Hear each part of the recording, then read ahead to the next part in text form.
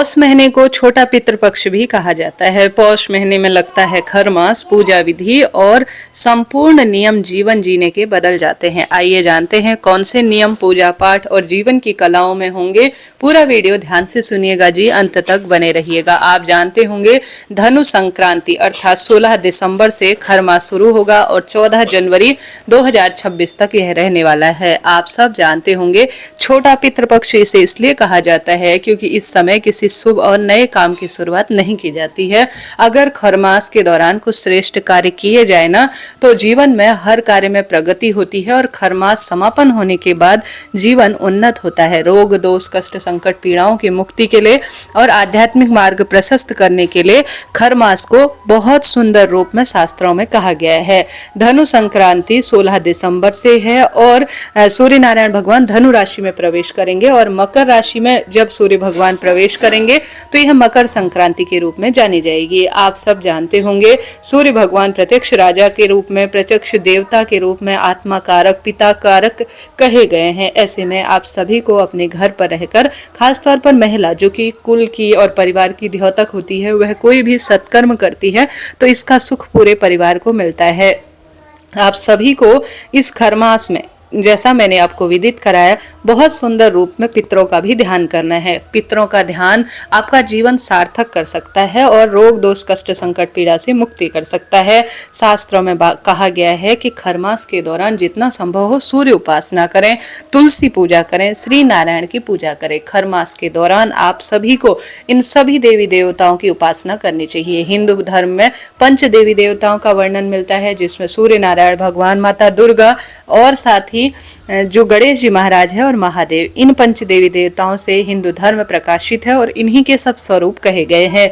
अब खरमास के दौरान जैसा मैंने विदित कराया नए कार्य की शुरुआत नहीं करनी चाहिए, जैसे कि भूमि भवन का रजिस्ट्रेशन हो गया। अगर पहली बार बेटा बहू के लिए या जो है होने वाले जो भी स्वरूप है बेटी इत्यादि, तो उनके लिए कोई नए वस्त्र खरीद रहे हैं तो 1 महीने के लिए आप रुक जाइएगा और कार्ड इत्यादि शादी के नहीं छपवाने हैं। गौना जैसे कि बेटियों का या बहू का आप किसी भी स्वरूप में प्रथम बार विदाई करना चाहते हैं उसके लिए रुक जाइए। कहा तो यह भी जाता है कि शुरू के जो 10 दिन होते हैं ना खरमास के, उस दौरान आपको सुहाग सामग्री नहीं खरीदनी चाहिए। नए वस्त्र इत्यादि भी जितना संभव हो खरमास के दौरान रुक जाइएगा। 10 दिन आप कम से कम परहेज कर लीजिए, उसके बाद अति आवश्यक जो काम है वह निश्चित रूप से किए जा सकते हैं। देखिए सूर्य भगवान जैसा मैंने विदित कराया ग्रहों के राजा कहे गए हैं। अगर राजा प्रभावित है तो प्रजा पर, जीवन पर सीधा इसका प्रभाव पड़ता है, यह आपको विदित होगा। सूर्य भगवान इस समय मंद गति से होते हैं क्योंकि वह गधे अर्थात खर की सवारी कर रहे होते हैं और उनके सप्त घोड़े इस समय आराम की मुद्रा के लिए नदी के तट पर विराजमान होते हैं, ऐसा शास्त्रों में वर्णित है। तो सूर्य भगवान की स्थिति बहुत सुंदर रूप में जीवन को प्रकाशित करती है, तो हर कार्य गति से और बहुत अच्छे स्वरूप में हमारे जीवन के साथ चलता है। तो आप सूर्य भगवान के निमित्त जो भी कार्य बन सके इस दौरान करें। सबसे पहला कार्य आपको करना है मार्चिस का। देखिए मार्चिस जैसा मैंने बताया और साथ ही लाल रंग का वस्त्र और साथ के साथ कंबल, ऊनी कंबल, या आप सभी कोई आसन या तांबे के लोटा या गेहूं, इनका जिस व्यक्ति को ज्यादा क्रोध आता है, रोगी स्वभाव है, दुख दारिद्रता बनी रहती है जीवन में, तो उसके हाथ का चुपचाप स्पर्श कराकर किसी मंदिर में आप दान कर ले जो है समर्पित करें आए। लाल रंग की वस्तु का संबंध मंगल से भी होता है, लाल रंग का जो संबंध होता है वह सूर्य नारायण भगवान से भी होता है। जीवन में आप बोलने की कला जागृत करना चाहते हैं, तेजस्वी स्वभाव अपने जीवन में चाहते हैं, हारी बीमारी दूर करना चाहते हैं और जीवन में हर कार्य में गति प्राप्त करना चाहते हैं, तो कम से कम जैसा मैंने विदित कराया कम ज्यादा जितना भी हो इन चीजों का किसी शिव मंदिर में, किसी श्री नारायण के मंदिर में आप दान कर आ जाएं। जो भी भक्त इनका प्रयोग करेगा ना उसका सीधा फल आपके खाते में जुड़ जाएगा। साथ ही इस महीने जो यह खरमास है इस दौरान श्री नारायण को कच्चे दूध से स्नान कराना सूर्य भगवान के उदित होने से पहले शुभ माना जाता है। मैं हमेशा आपको बताती हूँ शंख में कच्चा दूध, तुलसी पत्र रखकर गंगा जल मिश्रित जल से श्री नारायण के विग्रह स्वरूप को स्नान कराना चाहिए, ऐसा शास्त्रों में वर्णित है। साथ के साथ आप सभी को खरमास के दौरान इस बात का भी ध्यान रखना है कि आप सभी को तुलसी का विशेष देखभाल रख रखाव करना है। श्री नारायण के लड्डू गोपाल या भगवान जी के कोई विग्रह स्वरूप है तो उनको खरमास के दौरान सर्दी की सेवा देनी चाहिए। महादेव के शिवलिंग पर गर्म पानी नहीं, साधारण जल चढ़ाएं, परंतु अन्य देवी देवताओं के स्थान के लिए, स्नान के लिए आप सभी गुनगुने पानी का प्रयोग करें, तभी आपको फल मिलेगा। हमेशा पंच देवी देवताओं का ध्यान आपको करना चाहिए। सूर्य भगवान दिखाई दे या न दिखाई दे, जैसे कि बादल का समय रहता है इन दिनों, आप रोज इस महीने नियम बांध लीजिए। पूर्व दिशा की ओर अपना मुख करते हुए जल के लोटे में आप गंगा जल नहीं, जो लाल चंदन होता है, लाल पुष्प होता है, और साथ के साथ अक्षत के कुछ दाने ओम घृणी सूर्याय नमः कहते हुए तांबे के लोटे से रोज सूर्य भगवान को जल जरूर चढ़ाएं। तुलसी माता घर की द्योतक है और घर के द्वार पर रहती हैं तो सौभाग्य तो बढ़ता ही है। तुलसी में इन दिनों बहुत अधिक जल समर्पित करने की आवश्यकता नहीं, थोड़ा थोड़ा तुलसी में आप जल समर्पित करें। घर के सभी सदस्य बहुत अधिक तुलसी में इस समय जल समर्पित करते हैं तो तुलसी माता इससे बाधित होती है। कम संख्या में थोड़ा थोड़ा तुलसी में आप जल का जो है समर्पित करने का प्रयत्न करें। तुलसी को आप सभी गर्म तरह का कोई वस्त्र है या लाल पीली जो चुनरी है वह जरूर उड़ा कर रखें। साथ ही ब्लाउज पीस इत्यादि भी आपको जरूर से समर्पित करना है तुलसी माता को। तुलसी माता को इन दिनों थोड़ा सा धूप की आवश्यकता पड़ती है, जिस तरह से आपको आवश्यकता है तो ऐसी स्थान का चुनाव करें जहां से सीधे धूप की रोशनी तुलसी माता पर आए। तो कोशिश करें, यह कार्य आप जरूर करें। आप भगवान का नाम जप इस महीने ज्यादा से ज्यादा करें। श्री नारायण की कथाएं इस महीने बहुत सुनी जाती हैं। श्री सूक्तम का पाठ किया जाता है। सूर्य नारायण भगवान के सुंदर स्वरूप में कथाओं का श्रवण किया जाता है। हालांकि मैंने चैनल पर वीडियो प्रसारित कर दी हैं कि पौष महीने में सुनी जाने वाली कथाएं, और रोज मैं इस महीने नियमित सुबह के समय पौष महीने में सुनी जाने वाली कथाएं भी आपको प्रसारित करती हूं।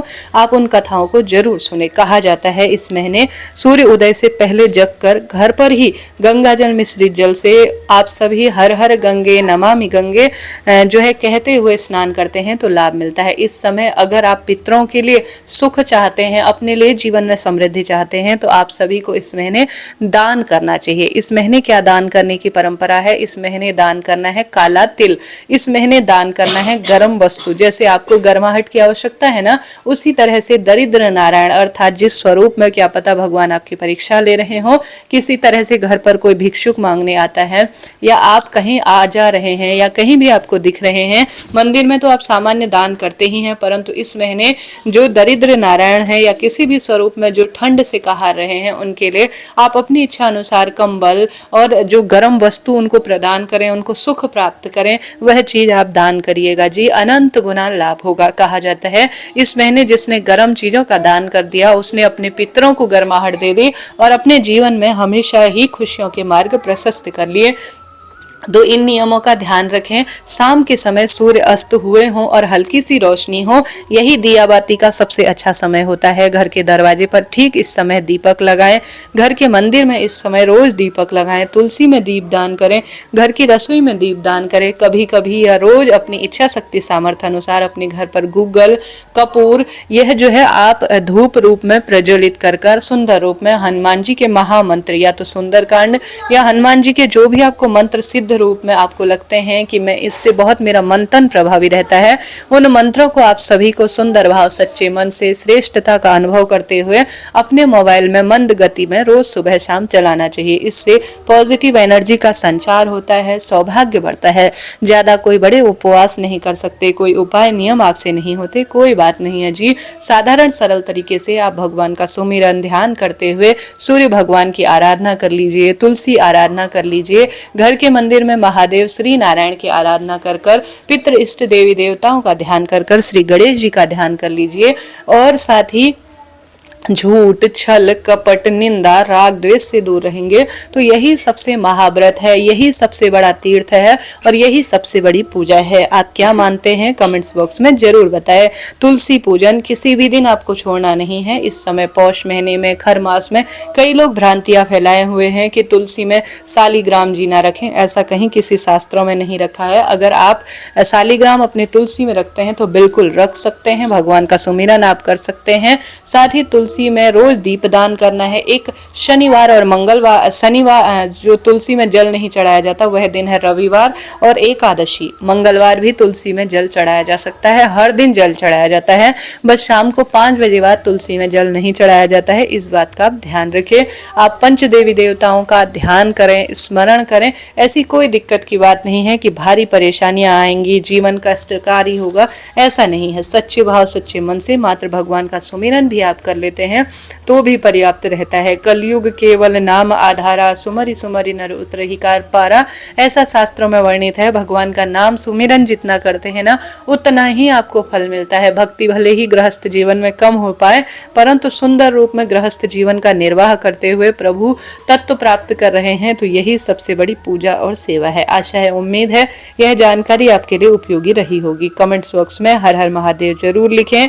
पूजा पाठ के नियमों का सुंदर पालन करें, हरि कीर्तन करें और भगवान की अपने बच्चे के स्वरूप में पूजा करें। आपको सर्दी लग रही है, उसी अनुसार सोचें कि भगवान जी को भी यहाँ पर सर्दी लग रही होगी। इस तरह से आप पूजा करेंगे, भक्ति करेंगे, सरल नियमों का पालन करेंगे तो निश्चित रूप से आपका जीवन सार्थक हो जाएगा। हरे कृष्णा, राधे राधे। कोई प्रश्न हो आप पूछ सकते हैं। अभी 1 महीने के लिए व्रत जो है आप कंटिन्यू करें, जो पहले से करते आ रहे हैं, परंतु नया व्रत आपको शुरू नहीं करना है। व्रत का उद्यापन, जो बड़े स्तर के व्रत के उद्यापन होते हैं उन्हें नहीं करना है। साधारण सरल तरीके से व्रत का उद्यापन जो आप कर सकते हैं, जैसे सोमवार 1.25 किलो हम चीजें दान करते हैं, वह इत्यादि छोटे छोटे व्रत किए जा सकते हैं उद्यापन रूप में, कोई दिक्कत नहीं है। नई चीजों की अभी शुरुआत नहीं करनी है। पुराना जो कार्य चलता आ रहा है उसे पूर्ण करने में कोई दोष नहीं लगता है। पितरों के निमित्त विशेष तिथि पर आप जल का दान जरूर करें। जैसे जल के लोटे में काला तिल, गंगाजल डालकर पितरों के निमित्त दीप दान के साथ साथ आप जल दान दक्षिण दिशा की ओर मुख करते हुए जरूर करें। इससे भी अनंत गुना लाभ देखा गया है। इस तरह से यह जानकारी थी। वीडियो आपको उपयोगी रही हो तो राधे राधे जरूर लिखें।